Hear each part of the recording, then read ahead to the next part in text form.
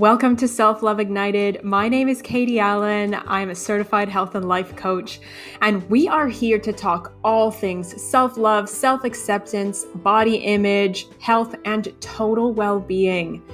You are going to hear from me, plus you'll hear the stories of other women who have transformed this already. They have walked this path, and they have really learned how to love and embrace all parts of themselves. We are here to help you be inspired, motivated, and to help you really transform your relationship with yourself to be a loving and positive force each and every day. This is so important so that you can really reach your big dreams, feel at home in your skin, be healthy on your terms, and live a big life. What are you waiting for? Let's get to it. Hello, it's Katie. Welcome back. Today we are talking about making meanings that support your growth. And that might not make sense, but just give me a moment and let me explain what I mean. When I was first starting my coaching training, one of the beginning ideas that I was invited to consider is that what actually happens to people, what actually happens to you, doesn't matter as much as the meaning that you make about what happens to you. Human beings, our brains are designed to make meaning out of everything, right? Our brains are like computers. They analyze absolutely everything. They take in so much information and then they make it mean something. That is how we work. That is how we are hardwired. But unfortunately, the programming that sort of happens to us in childhood, this is stuff that is like subconscious. You are not usually aware of it. Most people are not aware of their programming, but programming is like the story that runs in the background, right? And these stories that run in the background on repeat generally mean that when something happens to us, then that translates into us making it mean something in according to our programming. Let me explain. I hope that I haven't lost you yet. But this really impacts your self-love, your relationship with yourself in a huge way. But it's also really going to impact your self-care, how you're taking care of yourself. It's going to impact your relationships. It's going to impact everything, your entire life. So let me give you a few examples. So if we look very specifically at the body, right? So let's just say, for example, you have gained some weight. You've gained, 5 pounds, a couple of kilos, whatever it happens to be. That is a fact, right? You step on the scale, you see you've gained weight. We generally, and I mean big we, as people, we make that mean something. Because in essence, in actual fact, your weight going up or down is just a fact. It goes up or down. It doesn't have to mean anything, but we generally make it mean something. And there's a couple different ways you could look at that. The most common way that Western society really likes to sort of make this mean something is that I have gained weight, therefore I am fat, I am lazy, I am not trying hard enough, I am unlovable, I am unworthy, I am ugly, right? Like fill in the blanks, right? So you step on a scale, you gain a few pounds, and this story comes in, and we are making that weight gain mean something. We're making that weight gain mean that we are unlovable, making that weight gain mean that we are lazy. Whereas if you can look at it from another way, maybe you are quite underweight. There's lots of people in this world who are quite underweight. They actually have trouble gaining weight. And if you have been chronically underweight and you've really been trying to put on weight, gain muscle, gain fat, whatever it happens to be, and you step on the scale and you see that you have gained 5 pounds or a couple of kilos, you see that is going to be a huge celebration because you are making that mean that you are finally hitting your goals and that you are taking care of your body really well, and that, maybe you are coming closer to your unique version of whatever beautiful means. So somebody stepping on the scale and gaining weight can mean very different things. Another example of this is softness. And I love this example. And I love the word softness and the idea of softness. I think that soft is a very sort of feminine energy. It's a very feminine way to be. And by soft, I mean either like soft in your body or like emotionally soft, very pliable, open to receive, right? That's what I mean by soft.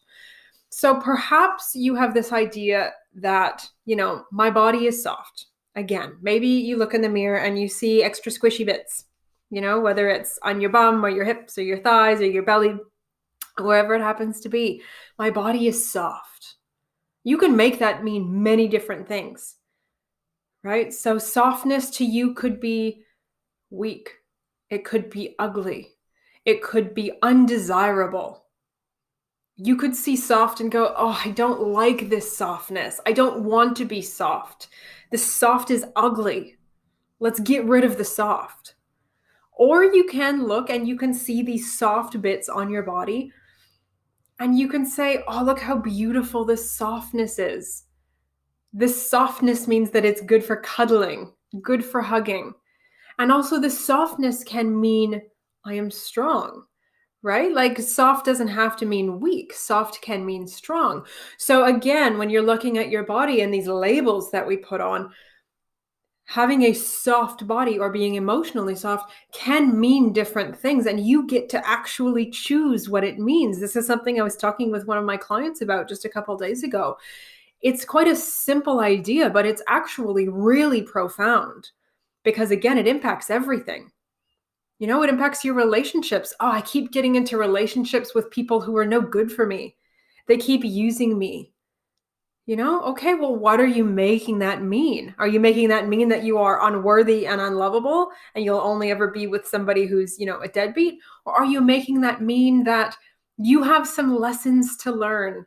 And clearly the universe is sending you people that, though on the surface may not be great, these people have the capacity to teach you the lessons that you need to learn, right? It's such a different mindset. So there's a few steps that you can take. I want you to actually know how to make meanings out of things or how to change the meanings that you are giving to things. And it's quite a simple process. That doesn't necessarily mean it's easy. It takes practice. It really is a practice, but there's just a few steps, right? So number one is awareness. Really just becoming aware of the stories in your head, becoming aware of what you are making things mean. And this is a practice, right? At the beginning, it may be helpful to check in every day. And this is where something like journaling or meditation can come in really handy, just really being mindful, that practice of mindfulness, that practice of awareness. Right? So it's really just being aware of the voice inside your head. Maybe that inner critic is getting really loud. Be aware of that. Be aware of what you are making things mean. And just really asking that question. What am I making this mean? I have gained weight. What am I making this mean? I am in this relationship. What am I making this mean? I'm really hating my job right now. What am I making this mean? Just ask that question. Just bring the awareness. And then if you are making it mean something that is supportive of you and that you actually really want to be experiencing, awesome. Then keep doing it, right? Then it's not a problem. It's totally fine. But if you find that you are making it mean something that is actually not supportive, not helpful, then it's time to change it. And the simplest way to do this, or the start to doing this, is just deciding. Decide that it's going to mean something else. And I get that you might be like, but Katie, how the heck do I decide? Decide that you want it to mean something else. So let's just take the weight gain one because that's just such a common one, right? You step on the scale or you put on your favorite pair of jeans or whatever it is, and you see that you've gained weight, right? Your body is a little bit bigger. If your sort of voice, if that voice inside your head would generally go to, oh, I'm so fat. Oh, I really need to do something about this. Oh, I need to stop being so lazy. I need to get off my ass. And it really turns into this sort of almost like beating yourself up. Then Is that supportive? No, not really. That's not actually helpful in any way. So it's time to change it. So decide what you want it to mean. The beautiful thing is, it doesn't actually have to mean anything. You get to decide that it just means I've gained weight. Period. It doesn't have to mean anything, right? Or you could decide that, hey, this means that, maybe I've been going through some emotional stuff lately and I'm still using food to sort of push down my feelings. So what it means is that I am in need of more love. What it means is that I need to take better care of my emotional and mental health. So we see it as a signpost, right? So it doesn't have to have a negative connotation. It is in fact a clue of something that you are needing.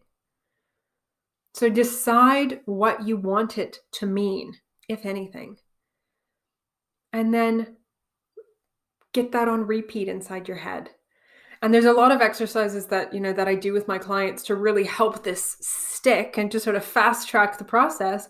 But the way that you can do this yourself is really, like I said, become aware, right? Becoming aware of these thoughts, becoming aware of these stories. Ask what you're making this thing mean. If it's supportive, awesome, go on your merry way. If it's not, decide to change it, rewrite that story, become really conscious of it, and then get this happening on repeat. And don't just do it as a reactive thing, right? That's something else that I see, sort of a very common mistake. Is like, okay, so you gain weight, you're feeling really crap in your body, and you start doing this work. And then, 3 or 4 days later, you're like, oh no, I actually feel pretty good. Like I've been really aware of it. I've been watching what I'm saying, so I'm going to stop. And then it cycles back, right? Because you're not sort of keeping up with it. You're not staying on top of it. So do this on repeat. And something like I mentioned before, journaling is a beautiful tool to help with this. Meditation is really great. Just that mindfulness, being really present with yourself. Something else is like EFT, which is tapping, right? That can be incredibly effective, and it's really, really simple to do. So get this happening on repeat and use some of these tools. Maybe it is working with a coach. Maybe you do want to fast track this and really get this solidified inside of you. Or maybe you want to try out some of these other tools first. That's great. But just have it on repeat. Because the fact is that your brain, for the rest of your life, forever and ever and ever, will continue to make meanings of things. And you don't have to make that mean anything, right? It is what it is. That is your nature. That is, as human beings, that is our nature. It's how we are programmed. So you really do get to be proactive, though, and you are totally empowered to choose what meanings you make of things from here on out.